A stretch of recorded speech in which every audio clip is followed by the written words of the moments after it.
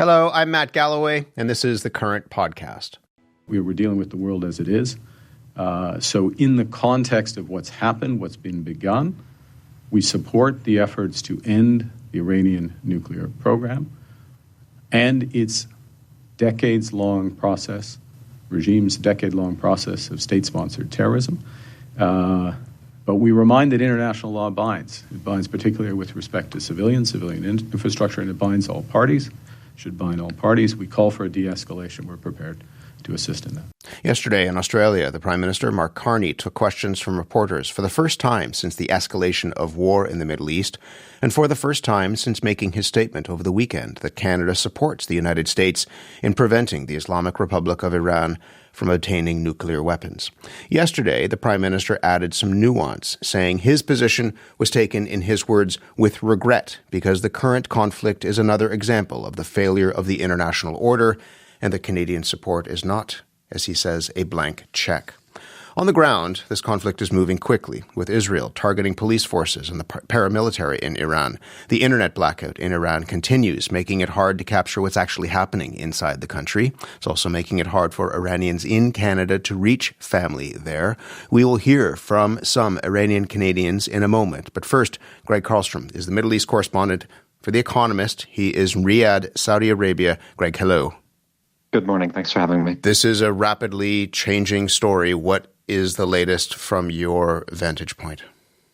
Well, it's in some ways more of the same on day 5 of the war. We've seen continued American and Israeli strikes in Iran. The Americans are saying they've bombed more than 2,000 targets across the country, and successive waves of Israeli strikes aimed at the Iranian leadership. So the defense minister, for example, was killed in the first round of strikes on Saturday. A successor was named. There are some reports now that his successor may already have been killed as well. So that continues. Drones and missiles continue to rain down on cities in the Gulf, fired by Iran. There are reports today of attempted drone strikes on Saudi oil facilities. The U.S. consulate in Dubai was struck by a drone overnight. And so the war continues in the Gulf as well, which is really bearing the brunt of Iran's retaliation. It's not Israel this time, it's the Gulf states that are on the front lines of this. There has been some reporting, and I mentioned this in the introduction, that Israel has been targeting the Iranian police state. This is the body that suppressed protests, killed tens of thousands of Iranians earlier this year. And the hope, if you follow that reporting, is that this may spark a popular uprising in Iran. What do we know about that?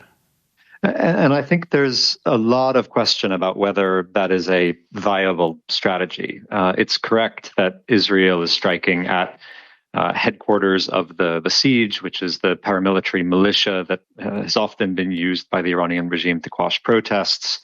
They're striking at police stations, at domestic intelligence gathering facilities. There clearly is an aim to undermine the repressive capacity of the state. But there's only so much you can do bombing from the air. At the end of the day, you're still going to have thousands and thousands of members of the security forces that have weapons and presumably are willing to use them on behalf of the regime. And that's something that's very hard to tackle via air power. And so the idea that Iranians are just going to spontaneously rise up in large numbers and take the streets and somehow overthrow a regime that still has largely a monopoly on the use of force on the streets of Iran. It's hard to see how that works in practice. There's also reporting that the CIA is working to arm Kurdish forces to spark an uprising in Iran.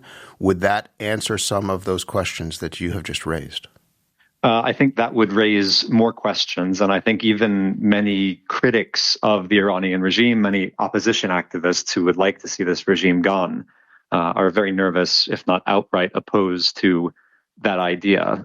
There's a real fear in Iran, there has been for years now, that as the regime becomes more embroiled in conflict with Israel and America, as it suffers from increasing economic and political problems at home, that Iran might break up, that you might start to see ethnic insurgencies forming in corners of the country. There's a history of that in Iran. And I think for the United States or anyone else to try to foment such an insurgency, I think it would anger a lot of Iranians who, at the end of the day, are nationalist and don't want to see the country dismembered. So I think it's a very bad idea if that's what the Americans are planning to pursue. You hinted at this on social media yesterday, saying it's not a binary between regime change and regime survival. It's a spectrum. And there are scenarios in which the regime survives, but as a husk. What is that husk?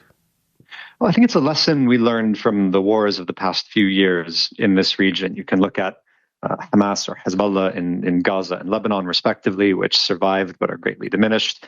You can look at the Assad regime, which made it through a 10-year-plus civil war, but was so weak that once a credible foe ultimately emerged at the end of 2024, it was swept aside in a matter of days. And I think there's a question about whether that happens in Iran as well. If this goes on for weeks, you can certainly imagine that its ability to project power in the region will be greatly diminished. Its missile arsenal, its drones, its navy, all of these things are coming under very heavy American and Israeli bombardment.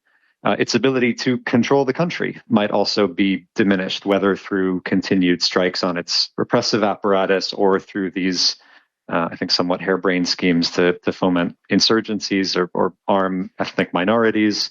And then remember, the backdrop to this is we came into this because of mass protests 2 months ago. Iran has been suffering through economic crisis for years. The currency is all but worthless. People are struggling to afford basic goods. So even if the regime survives, if it is not able to project power and menace its neighbors anymore, if it is not able to provide the basic necessities for Iranians because the economic crisis has been so acute, at that point, it's a regime, but in name only, and it's possible to see Iran headed for a scenario of state collapse.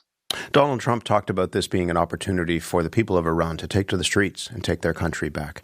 How is that complicated by the images that were released from the bombing of an elementary school where apparently 168 children were killed? The UN High Commissioner for Human Rights has called for an investigation, saying that this could amount to a war crime. The UN has been saying that the forces who carried out the attack need to investigate as well. How do those images complicate what you're talking about and the possibility of the people of Iran seeing this as an opportunity to rise up? It's hard to generalize about how people feel in a country of 92 million people, a very diverse one. I mean, I've been speaking past few days, messaging with, opposition activists or opposition supporters outside of Iran who are in touch with people inside. You speak to some people and they tell you the mood is really souring, that people might have supported the assassination of the supreme leader. They might have supported the aims of this war when it first began, but after days of heavy bombardment with no end in sight, with horrific scenes like the one that you described, people might be souring on the war. Then you talk to other people who say, actually, the big fear in Iran is that the war will end too soon and the regime will be left intact. And then once the war ends, it will turn its guns on its own people. We will see a crackdown, perhaps even more fierce than the one that killed thousands of protesters back in January. So I think there are very mixed emotions in Iran right now, and it's complicated by the fact that no one even really knows at the end of the day what the Americans want to achieve here. What is Donald Trump's ultimate goal? How long is this going to go on? Those are all open questions for all of us. Right now, the Iran Assembly of Experts says that they are close to choosing a new supreme leader. Yesterday, Donald Trump said that many of the people that they had pegged to be possible leaders were already killed. And he said that whoever ends up in charge, in his words, could be worse than the people that were already killed. What do we know about who may end up leading Iran? I think there are two parallel discussions right now when it comes to leadership. One is who will the Assembly of Experts, as you say, pick to be the new supreme leader? There have been some reports overnight that they are leaning towards Mojtaba Khamenei, the son of the previous supreme leader. Those are not confirmed reports, I should say. If he were to be chosen, it would be a sign of continuity, I think, on the part of the regime. He's someone who was very close to his father, obviously was his father's aide for many years. He has good ties with the Revolutionary Guard. He's not popular at all. And even some supporters of the regime, I think, would not like to see power pass from a father to a son. the thinking would be, we overthrew a monarchy in 1979. Are we really replacing it with another one? But I think you would choose him to signal continuity, to signal that Iran is not going to change course. But then there's this other question around leadership and how much power the next supreme leader will actually have. Will we see an Iran where power shifts away from the supreme leader's office, the clerical establishment, where it shifts more to the Revolutionary Guard or to other factions inside the regime? And I think there's a real power struggle going on right now involving people like Ali Larijani, who is a longtime regime apparatchik, Mohammad Ghalibaf, who's the Speaker of Parliament. They are power brokers within the Iranian system. They are not clerics, so they are not candidates to become the supreme leader. But I think they are trying to amass as much power now for themselves as they can when there's this moment of vacuum in the hope of changing how Iran is governed going forward. We're almost out of time. Let me just end with, this is a conflict that is spiraling. You said that in many ways it's Gulf states that are now bearing much of the brunt of Iran's response. You had this spokesperson for the foreign ministry in Qatar saying all the red lines have already been crossed. What sort of response are you expecting from those Gulf states if the attacks on infrastructure, whether that's civilian or military, continue? There's a real debate going on in the Gulf right now about how to respond. And there are some officials, unexpectedly, I wouldn't have imagined this a few days ago, pushing for direct involvement. Maybe that starts with allowing American warplanes to use bases in the Gulf to carry out attacks on Iran. And then maybe that extends to using their own militaries to carry out strikes on Iran's missiles, Iran's drones. They could frame that as being active defense. So they're not necessarily getting involved in trying to topple the regime or anything like that. But they could say, we are working to defend ourselves because we have been attacked now thousands of times. And so I think there's a possibility that they will jump into this war, that they will feel like we've been dragged into it against our will. We didn't want it to start in the first place, but now that we're here, we need to get off the sidelines. It's a lot to wrap your head around. I really appreciate you walking us through what we know at this moment, a moment that keeps changing and changing. Gregg, thank you very much. Thanks for having me. Gregg Carlstrom is the Middle East correspondent at The Economist. He was in Riyadh, Saudi Arabia. As I mentioned, Canada has one of the largest Iranian diaspora communities in the world.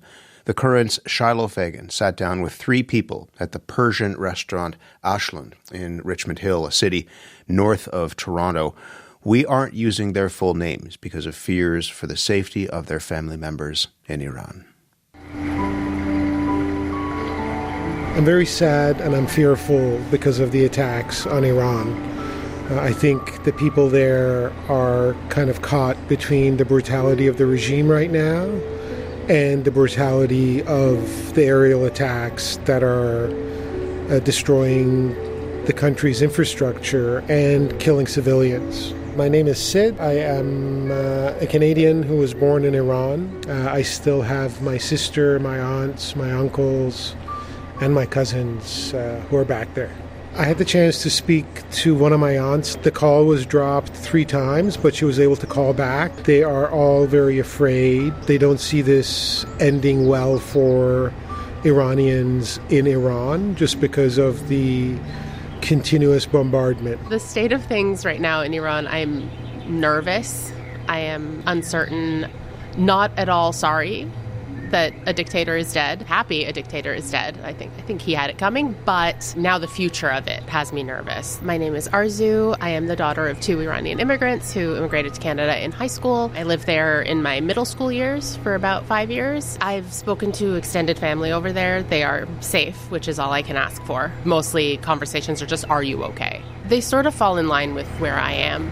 Hopeful for change. They feel a bit of a burden that they've been carrying for the last 47 years has been relieved. I really think it's important to remember that Iranians who are still in Iran ultimately should have a say in what happens to them. That us expats who are living in the comfort of the West, we can't fully understand what they have endured for the last 5 decades. And at the very end, all the different factions in Iran need to be able to live together for a peaceful and democratic nation. And this is a very unpopular thing to say, but that includes the current supporters of the regime. I hate the regime. But I have to recognize that there are people who revere the regime and respect the regime. And at the very end, we all have to be able to live together. I'm Sina Sabukru. I'm singer and songwriter. War is not a good way for achieve freedom. Can I speak Persian? ایران یک کشوریه که تاریخش خیلی تاریخ عمیقی داره و Sina says that Iran has a deep and long history and a very rich culture. You can best know Iranians through poetry, the poetry of poets like Hafiz and Saadi, and that's the best way to get to know Iranians. My last wish for everybody here, I guess, for everybody living in the diaspora is to please take care of yourselves. This is not a short thing by any means. This is going to be very lengthy, even in just rebuilding. So just take care of yourselves, honestly. ایرانی‌ها همیشه دنبال صلح بودن. ایرانی‌ها آدم‌های خوشحالین. این مذهب Sina says that Iranians at their heart are a peaceful and fun-loving people. That the current warmongering that you see is because of a religion that's been imposed on us. And that at our heart, we believe in the saying that goes back to ancient times, which is think well, speak well, and do well. The Current also spoke with Iranians in other parts of this country. Here are some voices from Ontario, British Columbia, and Saskatchewan. There's a darkness was in Iran and is already gone. The daylight is coming. We don't want to see war, but these are evil people. I have an uncle who is there. My mother has several uncles and family members there. We're not able to get a hold of anyone. The phones, whether they're not working or people, obviously, they're living through incredibly treacherous and frightening times. We're not able to know who's alive and what's happening there on the ground. We really appreciate Trump for what he's doing for our country. All those years, like they're killing our people, they're killing their own people, and they're dangerous for the world, not just for Iranian, they're dangerous for the whole world. Imagine if they have the nuclear bomb, what they're going to do. Just before the attack, the day of attack, my mother-in-law had the doctor appointment. She just took a fall and she just was hoping to go get a surgery. But when attack started, now she has to shelter in home with the little mobility that she has. We had under 1 minute a phone call because internet is shut down. And we just heard as simple as saying we had a siege base hit at the end of our road. And our home shook, but we are alive. I often get asked by my friends here in Canada, how is it possible that your country is attacked and you're optimistic about that? And I have to mention that the people of Iran have tried many venues to create change. But I get messages from my family and my friends in Iran that we're hostages in our own country. We can't even say anything about a change or improvement in the system.